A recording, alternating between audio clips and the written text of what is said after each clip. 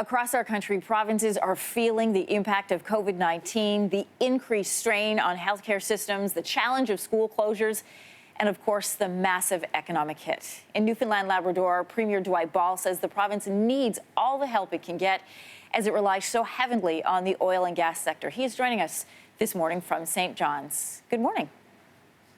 Good morning. Premier Ball, you told Prime Minister Justin Trudeau the province is in, quote, dire financial straits, and that the federal government, they since responded with a financial package for all provinces. How long will that aid last, Newfoundland and Labrador?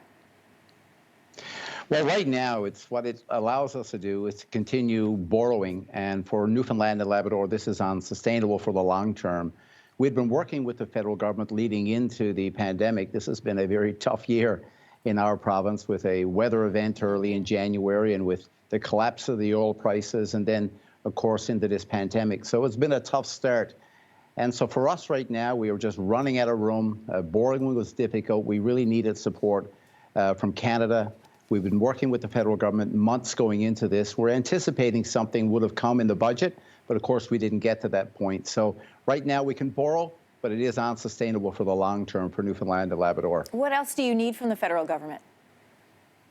Well, right now we see many provinces within the country that they receive things like equalization. So they have, guaranteed revenues that would come from Ottawa's.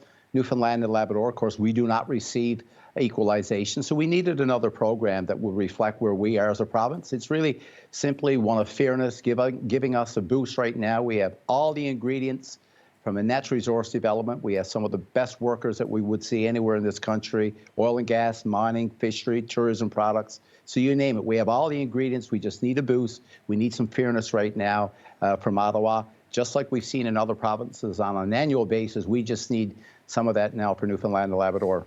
As these protection measures are expected to last into late spring, early summer, there's a massive tourism industry in Newfoundland and Labrador, $1 billion a year. Hotel operators, whale watching businesses, hotels. You're looking at a huge hit coming towards the summer. How are you going to weather that? You can imagine how difficult this is for Newfoundlanders and Labradorians. This is a province that has some of the most generous, friendliest people that you would see on the face of this planet. We're known globally from come from away as we embraced, travelers in 9/11. So we go from come from away, and now we're telling people to stay away. It's just not who we are in our DNA. So, of course, the tourism product and that industry is an important one for Newfoundland and Labrador. So it's going to take some time to rebuild that. We would anticipate that Newfoundlanders and Labradorians will be doing a lot of traveling around their own province this year. But we really want to get back to, promoting a product that is so familiar to travelers all around this world. It's a great place to visit. It's a better place to live. But we really need to get back to, what was normal, whatever that new normal will be in the future. Earlier this week, you said that you were worried about food shortages after a major shipping company said their shipments to your province could be reduced.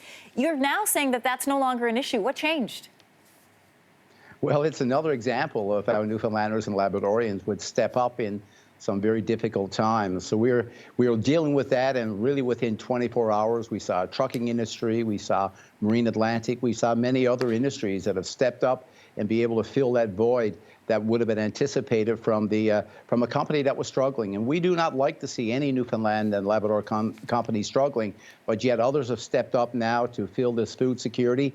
And so right now, we're not worried at all that the shelves will be empty in our province. People will have food to purchase. Right now, we have to do that in a very structured way as we deal with this pandemic. Premier Ball, I want to thank you for joining us on Your Morning today. It's great to be here, and you have a good day. Thanks, you as well. Thanks for watching. If you like this, be sure to subscribe here. And you can check out more Your Morning videos right here.